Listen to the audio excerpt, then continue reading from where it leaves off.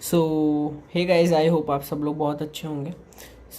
अब मैं एक प्लेलिस्ट बनाने वाला हूँ एंड ये प्लेलिस्ट पूरी कंसिस्ट करेगी अपने एनएफटी के बारे में पूरा डिटेल्स की। एक क्रिएटर या कलेक्टर भी बोल सकते हो, दोनों। क्रिएटर मीन्स होता है जो कि बनाता है एंड कलेक्टर मीन्स जो कलेक्ट करता है। तो एक क्रिएटर कैसे एनएफटी में अंदर घुस सकता है एंड अपने आर्ट वर्क्स को सेल कर सकता है, उस बीच में जो भी प्रोसेस होगा तो वो सारी चीज़ें अब डिस्कस होगी। तो ये पहला वीडियो है जिसमें मैं पूरा स्टार्ट टू एंड यही प्रोसेस को ऊपर से एक्सप्लेन कर दूंगा कि होता क्या है, क्या कैसे करना है। देन इन डेप्थ हम जाएंगे एक एक वीडियो में सब प्रोसेस के ऊपर। So hey guys, welcome back to the new video. और आज की वीडियो में हम बात करने वाले हैं एनएफटीज़ के बारे में। एंड ये वीडियो मैं इसलिए बना रहा हूँ क्योंकि मैंने भी एनएफटी पे अभी अभी एंटर किया है इस टोटल स्पेस में। अभी ये प्लेलिस्ट पूरी बनने वाली है और अभी अभी का किया है कि ये मतलब नहीं यार कि मैं इसके बारे में कुछ जानता ही नहीं। एक्चुअली मैं इसके बारे में रिसर्च बहुत पहले से कर रहा था एंड फाइनली अब मैं स्टार्ट कर दिया हूँ एनएफटीज़ को मिंट करना एंड अपना भी एक कलेक्शन बनाना। ये सारी चीज़ें अब इस प्लेलिस्ट में कवर होगी कि एनएफटी होता क्या है, एनएफटी पे अपन कैसे जा सकते हैं, एज ए क्रिएटर कैसे जा सकते हैं, एज ए कलेक्टर कैसे जा सकते हैं, हमारा उसमें क्या इन्वेस्टमेंट लगेगा, सारी चीज़ें आपको बताऊँगा। Let's start. NFT stands for non fungible token. I know ये वर्ड आपको कुछ भी समझ नहीं आने वाला कि क्या होता है नॉन फंजिबल टोकन। तो आसान भाषा में बता दूँ तो ये आपकी एक प्रॉपर्टी होती है जो कि आपने खुद से बनाई हुई है। ये एक यूनिक होती है, इसे कोई कॉपी नहीं कर सकता और ये रजिस्टर्ड हो जाती है। जैसे कि हमारा कोई प्लॉट होता है वो रजिस्टर्ड हो जाता है गवर्नमेंट के पास, वैसे ये रजिस्टर्ड हो जाती है ब्लॉकचेन में। तो ये अपना ब्लॉकचेन है जहाँ पे अपना एनएफटी पूरी रहती है, तो वहाँ से उसे कोई हटा नहीं सकता। ओके, तो ये हमारा ब्लॉकचेन हो जाता है। अब बात ये आती है कि हम इस पर ट्रस्ट कैसे करें कि ये बना रहे हैं वो ब्लॉकचेन में जा रहा है या नहीं।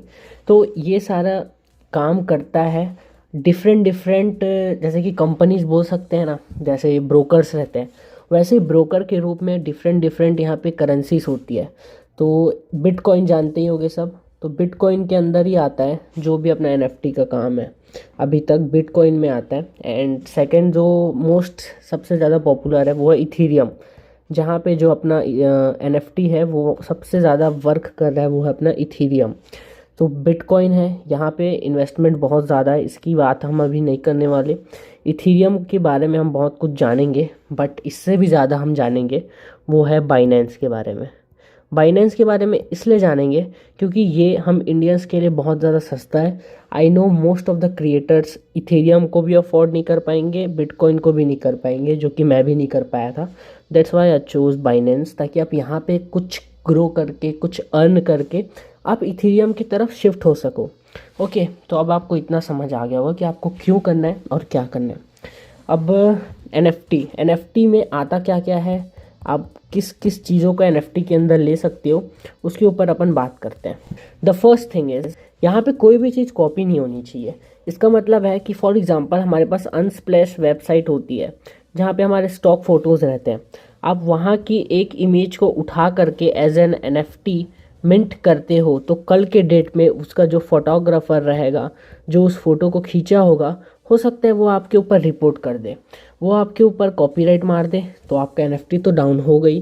साथ में बहुत बड़ा खतरा भी आपको हो सकता है, आपका वॉलेट वगैरह में प्रॉब्लम आ सकती है, आपका पूरा अकाउंट फेम में प्रॉब्लम आ सकती है, that you are copying the pictures from a real creator.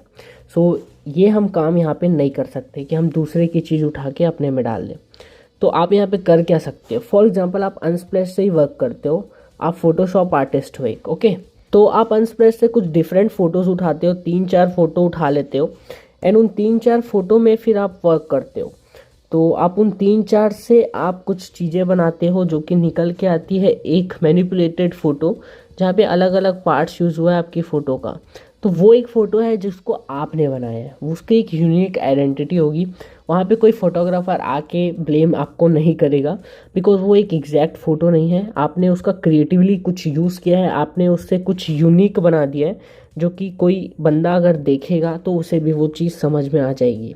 तो मेरे कहने का मतलब आप समझ रहे होगे, एक यूनिक एंड क्रिएटिव चीज़ बनानी जो आपके खुद के आइडिया की हो, आपके खुद के दिमाग की हो, आपका माइंड उस पर वर्क किया हो एंड आपकी हार्ड वर्क भी। एनएफटी में आप वो चीज़ डाल सकते हो। So the first thing is आप यहाँ पे डाल सकते हो फोटोज़, तो आप एक फोटोग्राफर हो तो आप वो भी डाल सकते हो। सेकेंड थिंग इज़ म्यूज़िक, आप कोई अच्छा क्रिएटिव म्यूज़िक बनाते हैं तो आप वो सब इसे मिंट कर सकते हैं।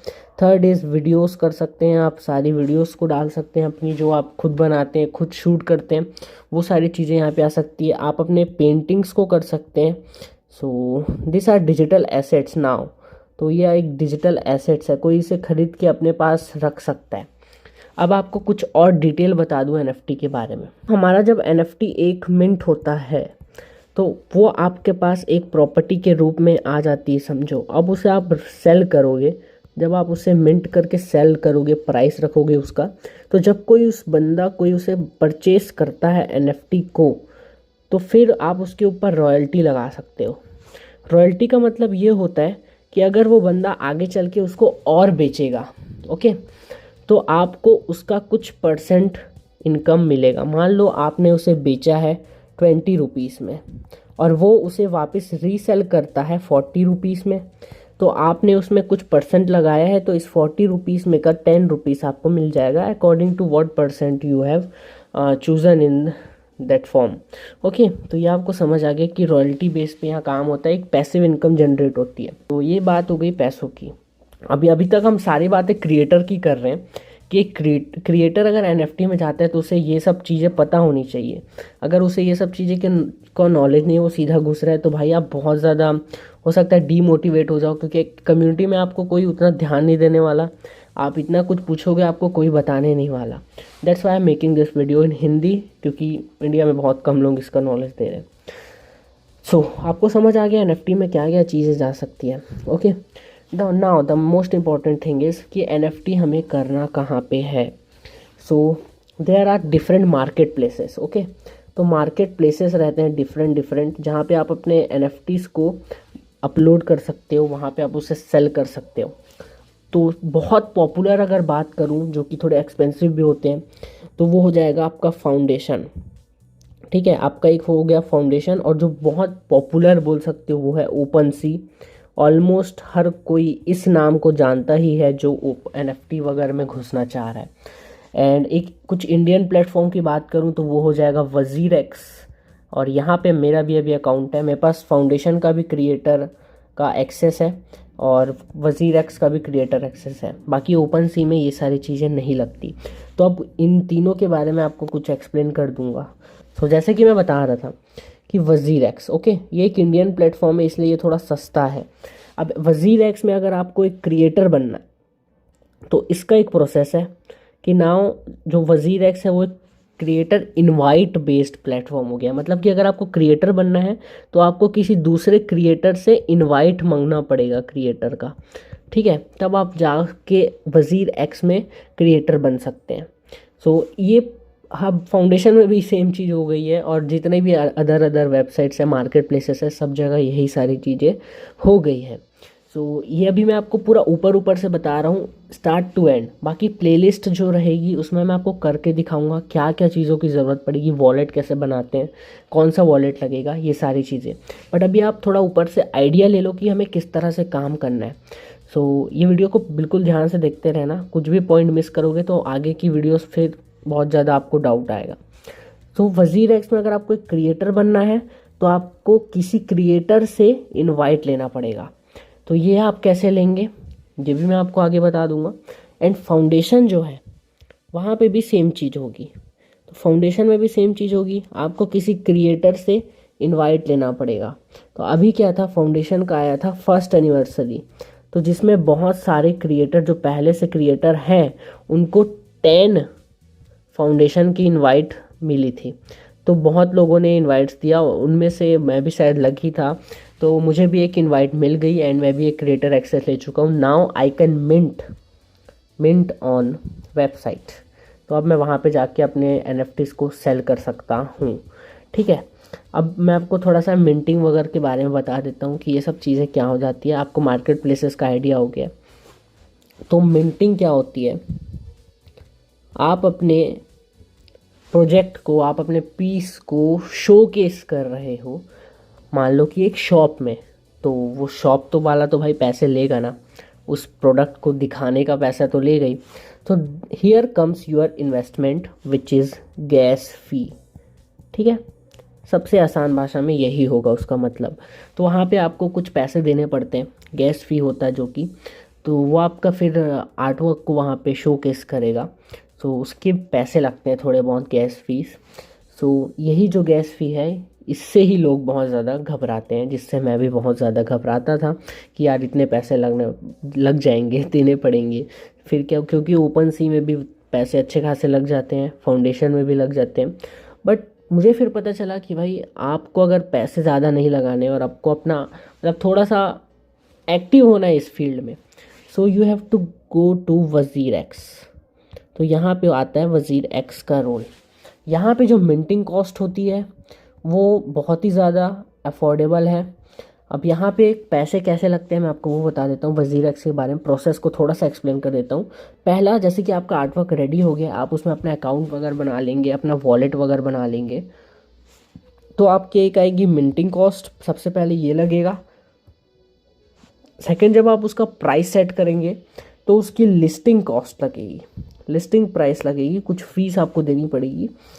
तो ये दोनों का अगर आप सम निकालेंगे तो ऑलमोस्ट आपको पड़ जाएगा 100 रुपीज़ अप्रॉक्स। तो 100 रुपीज़ में आपका जो आर्टवर्क है वो शोकेस हो जाएगा वेबसाइट में। तो ये आपका बहुत अच्छी प्राइस हो गई है, समझो हर कोई अफोर्ड कर सकता है, हर क्रिएटर इधर जा सकता है। तो इससे एक नुकसान ये भी हो गया है कि क्रिएटर्स जो है वो बहुत ज़्यादा हो गए हैं वेबसाइट पे। क्रिएटर्स का जो वैल्यू है वो बहुत ज़्यादा, अमाउंट है वो बहुत ज़्यादा हो गए, और कलेक्टर जो कि आपकी एनएफटी को ख़रीदने वाले हैं वो बहुत ज़्यादा कम हो गए, एंड लोग इसलिए यहाँ पे ज़्यादा इन्वेस्ट नहीं करना चाह रहे हैं। तो ये अगर शॉर्ट टर्म की बात करूँ, आप कोई नए बंदे हैं, आपको कम्युनिटी में आना है, सीखना है कुछ चीज़ें, तो यू कैन गो टू वज़ीर एक्स। अगर आपके पास पैसे हैं तो आप सीधा फाउंडेशन वगैरह में जा सकते हैं, अगर आपको वहीं सब चीज़ सीखना है तो आप वहीं जा सकते हैं। But if you don't want to take some risk, तो आप वज़ीर एक्स प्लेटफॉर्म चूज़ कर सकते हैं।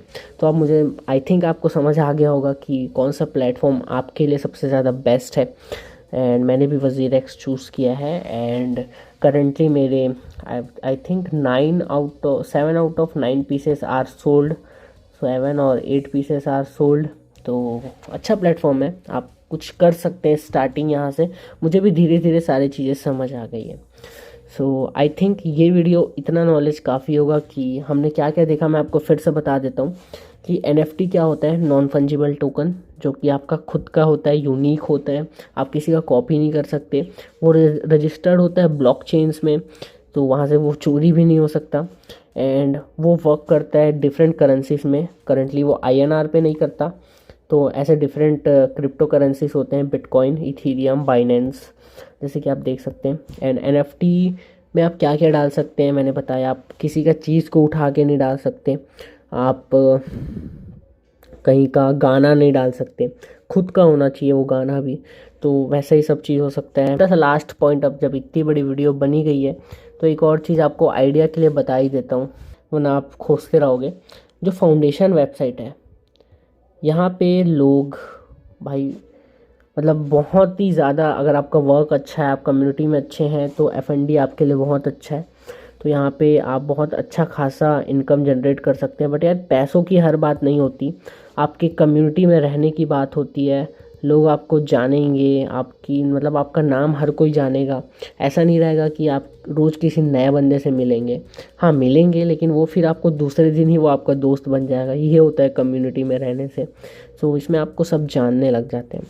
सो यहाँ पे आपकी जो मिंटिंग वगैरह की कॉस्ट आती है वो अप्रॉक्सीमेटली आ जाती है $100 to $200, कभी कभी इससे भी कम लग सकता है जब गैस फीस लो रहती है। क्योंकि क्रिप्टो करेंसी में जो भी चीज़ की वैल्यू है वो बहुत ही ज़्यादा वोलेटाइल रहती है, वो अप्स एंड डाउन होते रहती है, तो उसका कोई कह नहीं सकते।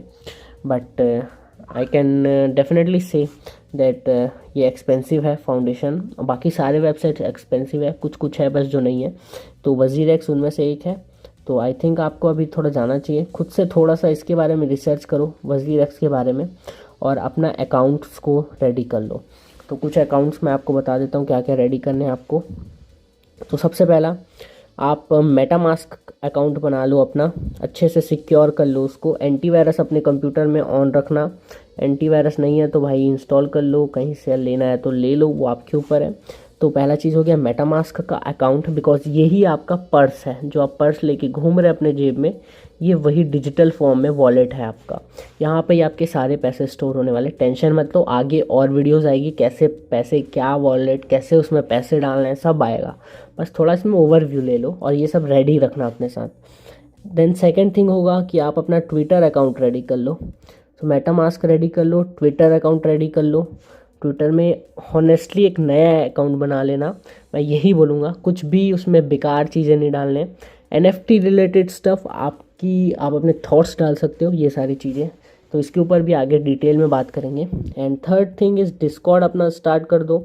और अगर आपको वज़ीर एक्स में जाना है, मतलब सारी कम्युनिटी ज्वाइन कर लो, वज़ीर एक्स की कर लो, FND की कर लो, ओपन सी की कर लो, सारी कम्युनिटी, सारे चैनल्स, इनके वेबसाइट्स में जाना और नीचे में आपको इसके डिस्कॉर्ड चैनल का लिंक मिल जाएगा। नहीं मिलेगा तो गूगल में सर्च कर लेना, मिल जाएगा।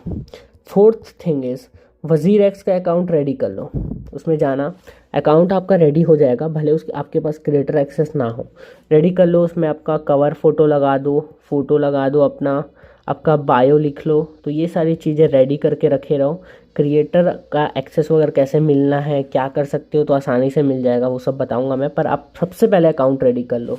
अगर आपका ये सारी चीज़ रेडी हो जाती है तो आपको बहुत ज़्यादा हेल्प फिर हो जाएगा। मेटामास्क, ट्विटर, डिस्कॉर्ड एंड जो भी आपको मार्केट प्लेस में जाना है, तो मैं तो यही बोलूँगा सबके रेडी कर लो। मेरे पास FND, ओपन सी, सबके रेडी हुए हैं अकाउंट। एंड तब मुझे जाके फिर क्रिएटर का इनवाइट मिलता है, तो मैं उसे आगे जाके काम कर सकता हूँ। सो आई होप आपको थोड़ा बहुत समझ आ गया होगा। नोट्स चाहो तो आप भी बना सकते हो। So thank you for watching यार। अगर आपने पूरा वीडियो देखा होगा तो, क्योंकि स्किप करने जैसा तो था ही नहीं, सारी चीज़ें न्यू ही थी, तो लाइक कर देना वीडियो को एंड सब्सक्राइब कर देना चैनल को, क्योंकि अभी एक NFT बेस्ड चैनल होने वाला है। सो तब तक के लिए मिलते हैं नेक्स्ट वीडियो में। Bye bye. और हाँ, कहाँ कोई भी डाउट हो, कोई भी क्वेश्चन हो, नीचे पूछना और हड़बड़ाना मत। थोड़ा पेशेंस रख के काम करो, सब चीज़ हो जाएगा। So yeah good night and bye bye, क्योंकि अभी रात है और वीडियो बहुत रात में बन रही है।